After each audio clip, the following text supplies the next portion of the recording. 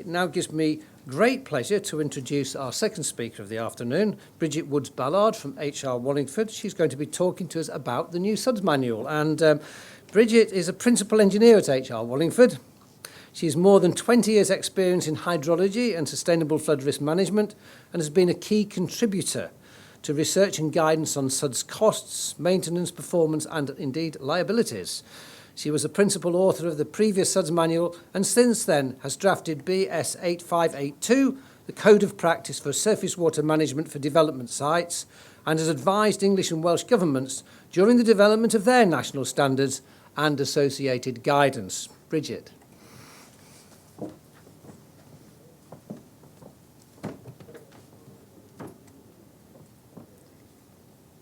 Thanks, David. I am enormously relieved and extremely proud that, having set a date for this launch, we have actually arrived at the day with a, if not a tangible, physical version of the guidance all sitting on our laps. We have got a virtual, digital version of the guidance on the SUDS website. And we have actually got a printed copy there, which I didn't know we were going to have. But we do have the exciting prospect of having the guidance document put in the post, or receiving it in the post in the next couple of weeks. So that's something to look forward to. I'm going to spend a few minutes reflecting on why we need SUDS, although I think Lord Krebs has done that very well, and we are preaching to the converted here a little. I'm then going to introduce you to the manual in case you haven't quite had the chance to finish it from cover to cover in the last few days. And then I will just set out a few of our aspirations for the manual, and which I'm sure is what industry is going to judge it on as it becomes tried and tested over the next few years. So urbanisation, as we've heard, a growing population, climate change, pressure on our water resources, they all make the concept of delivering urban sustainability for the future a very complex and challenging multidisciplinary issue to tackle. When you consider the paving over of our land surfaces, the loss of green and blue spaces that provide food and habitat for species that are crucial to our survival, and the increased densities of urban populations, and you mix that all in with higher intensity rainfall, higher temperatures, and an increased demand for water, it's not a good recipe. The inevitable outcome is a somewhat negative mix, a blend of increased risks, environmental, social, and often economic. Flooding risks come from direct rainfall onto our hard surfaces, from undercapacity receiving sewers, and from overwhelmed urban watercourses. Pollution risks from the wash-up of urban contaminants into our environment, and from increased frequency of combined sewer overflow spills. We have risks to human health and flora and fauna from higher urban temperatures and from the loss of green and blue space. And our water resources are under stress from increased demand and densities of populations.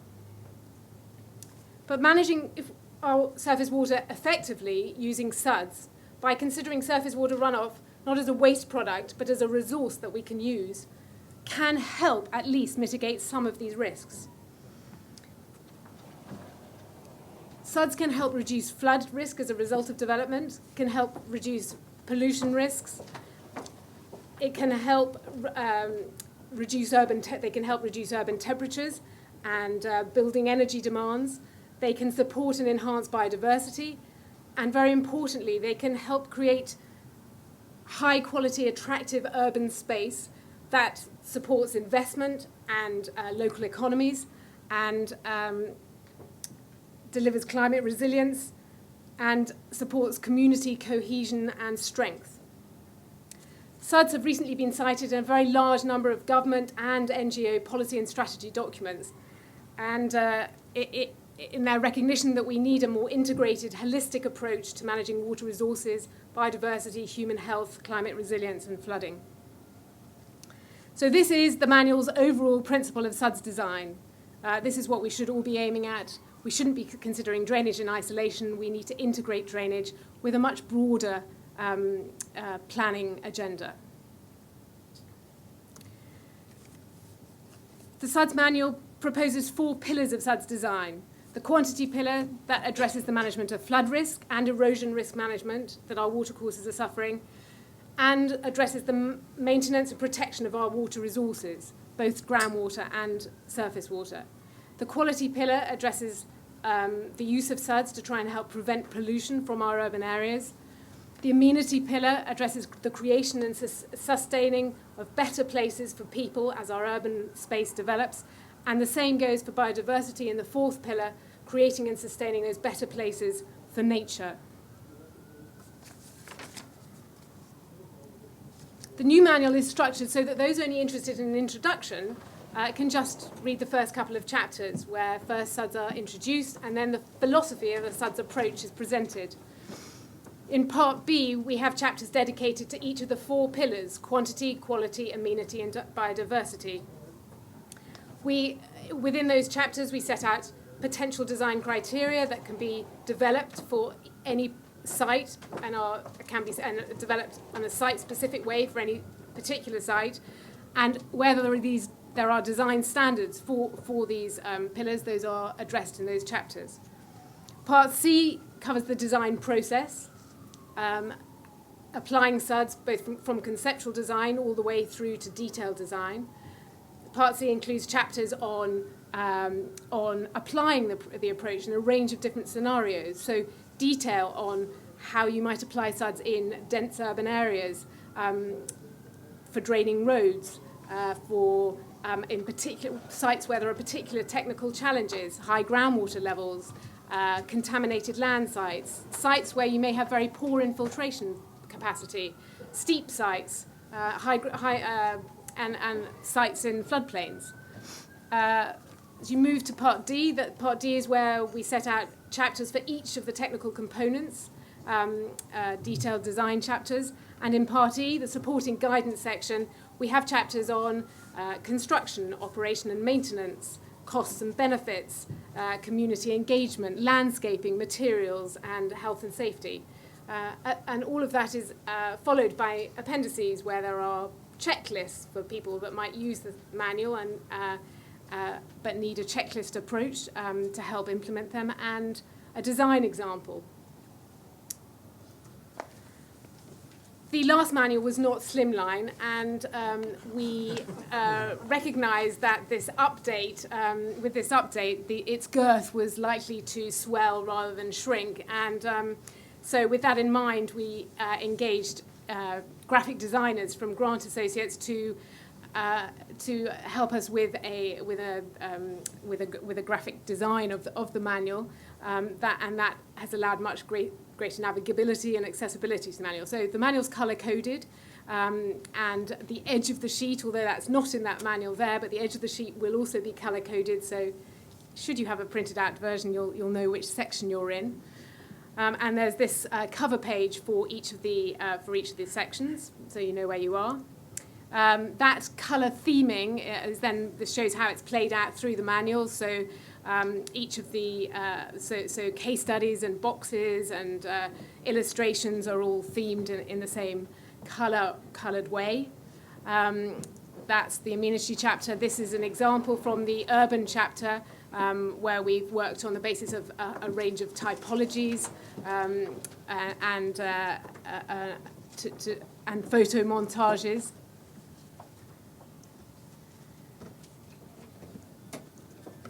We had, I think, about 6 key aspirations for what we hoped the SUDS manual would deliver, and only time will tell whether it has delivered this or not. But I think there is no doubt that it is a significant step change from the previous manual. The manual has been used by many countries actually around the world to develop and support their surface water standards and guidance, and we want that to continue. We need a document that the UK can be proud of and that people internationally are going to work with. Low impact development, as it tends to be called internationally, is now of global significance. There are a whole range of programs internationally, from widespread residential retrofit programs to city-scale surface water disconnection programs, and we need to keep up with that. The Chinese, almost overnight, have shifted their development policy to a sponge city approach. So things are moving fast. For the UK to promote our expertise, to be able to promote our expertise, and to ensure that we have sustainable and resilient drainage systems both in the UK and internationally, we needed a new document, and we hope that this delivers on that. We've needed technical input from a very wide range of people, and the project team draws on expertise from landscape architects to contaminated land and geotechnical experts, hydrology and hydraulics, and many others, and the project steering group has encompassed over 70 people, for all of whom have contributed. We wanted the guidance to help motivate the wide range of SUDS stakeholders. We wanted it to motivate designers to really try and maximise the benefits they could secure from their drainage systems. We wanted to motivate them to engage with other collaborators, and we wanted them to understand that there are SUDS solutions for all sites, however challenging they may appear. The guidance had to be supportive for any and all of those people that are going to use it. So we've included a very comprehensive design example that works through from conceptual planning stage to a detailed design. It includes detailed technical design for 14 different SUDS components. We have included checklists for those designing SUDS, for approval bodies, for adoption organisations and maintenance contractors, to help them facilitate the process, bearing in mind that the size of the manual that may appear a little daunting. We have included guidance, very clear guidance on SUDS delivery for challenging sites, to help people and to inspire people into the solutions that there may be available for those types of scenario. And we now have a completely clear, consistent set of landscaped illustrations. There was always criticism that the last manual was slightly engineering in style, and we hope now we've bridged in that gap. It was very, very important that the SUDS manual is interdisciplinary. By splitting amenity and biodiversity into two separate pillars, we feel that we've now given more weight to each. We've been able to allocate design criteria, site-specific design criteria to both, and developed more detailed guidance on both those areas. We've tried to redesign the manual and reword the manual so it speaks to the full range of SUDS stakeholders: architects, landscape architects, planners, urban designers, and many others. We've put much more detailed guidance in on stakeholder engagement through planning and on community engagement through implementation. And we've put more detail in on the whole range of SUDS components, both vegetated through to hard landscapes and proprietary products. I don't think there's any doubt that the manual is comprehensive. It was pretty comprehensive to start with, and I think it has become more and more comprehensive as the project has progressed. Things that were nice to haves and potentially ignore seem to move quickly into the must-haves categories. So it covers everything from initial planning through to development of long-term maintenance strategies. The manual has 36 chapters and 3 appendices, and I think that in itself is evidence of its comprehensive. I think more than anything, we wanted the manual to be inspirational, and this doesn't look so inspirational at the size that it was. I think I'd envisaged a rather larger screen. However, we wanted designers to be inspired through the images in the manual into being more ambitious and more creative with SUDS. We wanted designers to see the benefits of working with landscape architects, with architects and planners, And we recognised there was a need for inspiration right from the small scale, from the small detailed technical scale of the inlets and outlets through to the much wider scale.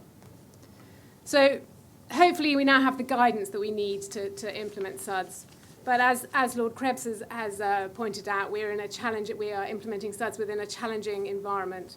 And I think to make progress, we still need visionary house builders that can really see that implementing cost-effective SUDS in developments is going to bring rewards.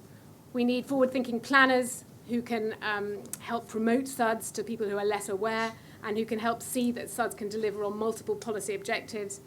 We probably need more research on elements of SUDS to help us be confident in their use.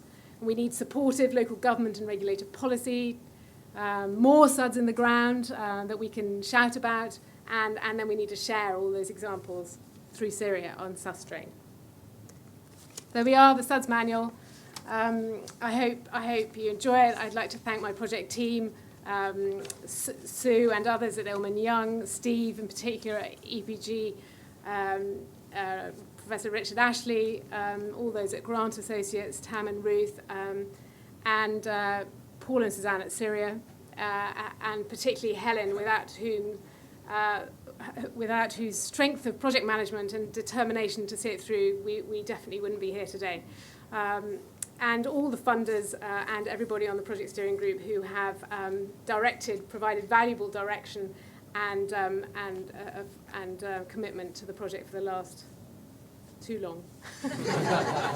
Thank you.